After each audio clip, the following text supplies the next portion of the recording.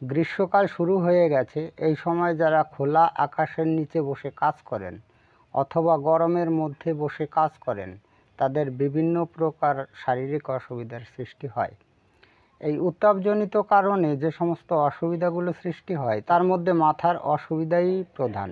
মাথার অসুবিধার মধ্যে মাথায় যন্ত্রণা, মাথা ঘোরা, মাথা ভারবোধ, তারপরে অনিদ্রা, বমি ইত্যাদি উপসর্গগুলো দেখা দেয়। আজকের ভিডিওতে এই মাথার যে অসুবিধাগুলো, এই অসুবিধাগুলো দ্রুত আরোগ্য করার জন্য আমাদের হোমিওপ্যাথি মতে যে রেমেডিগুলো আছে, তা 3টি রেমেডিসের কিছু লক্ষণ সম্পর্কে বিস্তারিত তথ্য আপনাদের সামনে ব্যাখ্যা করে শোনাবো। ভিডিওটি ভালো লাগলে লাইক, কমেন্ট, শেয়ার করবেন এবং আপনি যদি এই চ্যানেলে নতুন এসে থাকেন তাহলে চ্যানেলটিকে সাবস্ক্রাইব করে রাখবেন পরবর্তীতে নতুন ভিডিওর নোটিফিকেশন সবার আগে পাওয়ার জন্য। আমি প্রথমে এই ভিডিও কন্টেন্টে লিখি, তাহলে আপনাদের বলতে এবং বোঝাতে সুবিধা হবে। সেটা হচ্ছে হিট ফর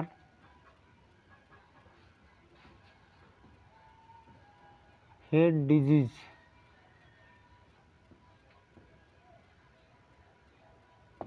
এটার মানেটা কী হবে? বাংলা মানেটা, উত্তাপজনিত কারণে মাথার রোগ অথবা উত্তাপ লেগে বা গরম লেগে মাথার রোগ।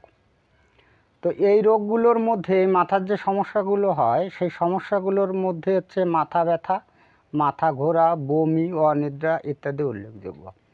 এবার এই মাথার এই অসুবিধা দূর করার জন্য আমি বেছে বেছে 3টি রেমেডিসের কিছু লক্ষণ আপনাদের সামনে খুব সহজ সরল ভাষায় ব্যাখ্যা করব। আমি আপনাদের রিকোয়েস্ট করব যে আপনারা ভিডিওটি না টেনে যদি এগুলো মনোযোগ দিয়ে শোনেন তাহলে ঔষধ খুঁজতে আপনার খুব সুবিধা হবে।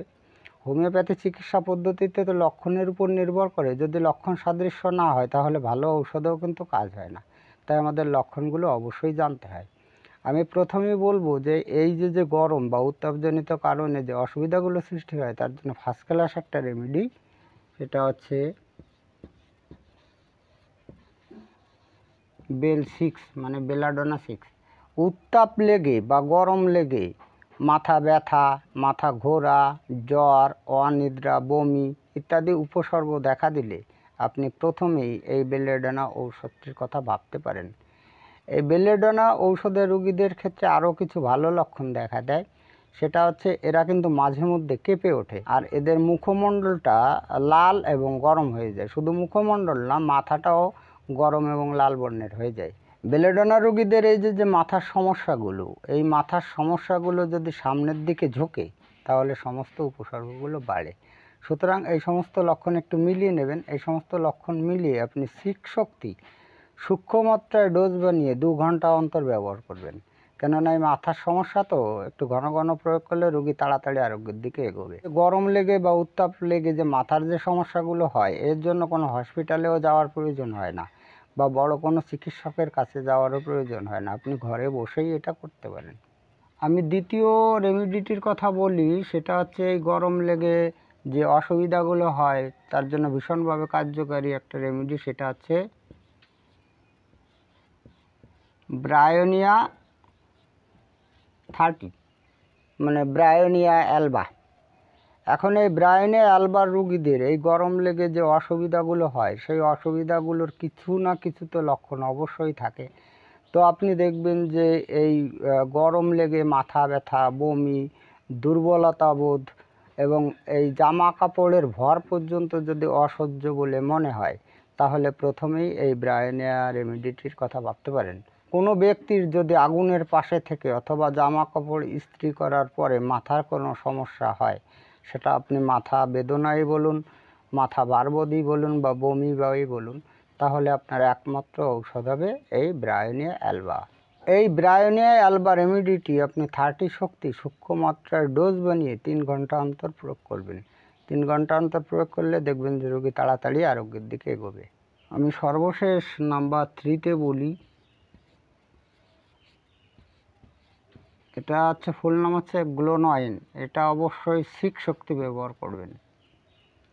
এখন এই গ্লোনাইন যে রেমিডিটি, এই রেমিডিটি রোগীদের কি লক্ষণগুলো থাকে, বিশেষ করে এই গরম লাগার কারণে বা উত্তাপ লাগাজনিত কারণে কি অসুবিধাগুলো হয় মাথায়?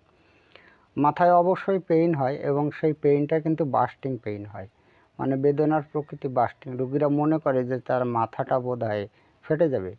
এছাড়াও মাথা ব্যথার সঙ্গে মাথায় ভার বোধ হয়, বমি হয় এবং আমাদের যে বেলাডোনা রেমিডিটি আছে, এই বেলাডোনা রেমিডিটির মতো মুখমণ্ডল লাল বর্ণ এবং উত্তপ্ত হয়ে যায়।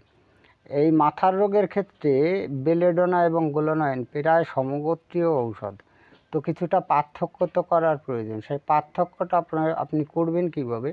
এটা পার্থক্য করা যাবে। এই গ্লোনাইনের রোগীদের যে মাথার যে সমস্যাগুলো হয়, রোগীরা যদি শুয়ে থাকে তাহলে কিছুটা উপশম হয়, অবশ্যই উপশম হয়, কিন্তু সেই উপশমটা দীর্ঘস্থায়ী হয় না, মানে কিছুক্ষণ পরে আবার পুনরায় শুরু হয়ে যায়।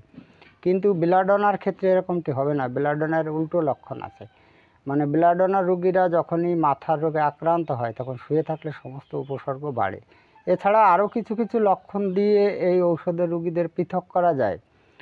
আমার এই চ্যানেলে এখানে যে 3টি রেমেডি বলেছি, এই 3টি রেমেডির পূর্ণাঙ্গ ভিডিও আছে, আপনারা চাইলে সেগুলো দেখে নিতে পারেন আরও যদি কোনো লক্ষণ সম্পর্কে জানতে চান। যাই হোক, এবার আপনাকে জেনে নিতে হবে যে সূক্ষ্ম মাত্রায় কীভাবে বানাবেন। আমরা অবশ্যই হোমিওপ্যাথি করি এবং হানিম্যানীয় নীতি অনুসারে আপনাকে সূক্ষ্ম মাত্রায় ডোজ বানিয়ে নিতে হবে। তো তাহলে আপনাকে নিতে হবে 500 ml ড্রিঙ্কিং ওয়াটার। এই 500 ml ড্রিঙ্কিং ওয়াটারের মধ্যে আপনি কয়েক ফোঁটা আরএস দিয়ে নেবেন। আরএস দেওয়ার পরে আপনার নির্বাচিত ঔষধ, এই 3টির যে কোনো একটি, এটার দিতে হবে 1 ড্রপ। 1 ড্রপ মানে হচ্ছে 1 ফোঁটা। এবার এই 1 ফোঁটা দেওয়ার পরে এটাকে ভালো করে ঝেঁকে মিশিয়ে নেবেন। এখান থেকে চা চামচের 2 চামচ করে যদি প্রতিবারে খাওয়ান তাহলে সূক্ষ্ম মাত্রায় ডোজ হয়ে যাবে। যাই হোক, আজকে এই পর্যন্তই। খুব তাড়াতাড়ি ফিরে আসবো নতুন গুরুত্বপূর্ণ বিষয়বস্তুর ভিডিও নিয়ে। দেখা হচ্ছে নেক্সট ভিডিওতে। ততক্ষণ আপনারা ভালো ও সুস্থ থাকুন। জয় হ্যানিম্যান, জয় হোমিওপ্যাথ।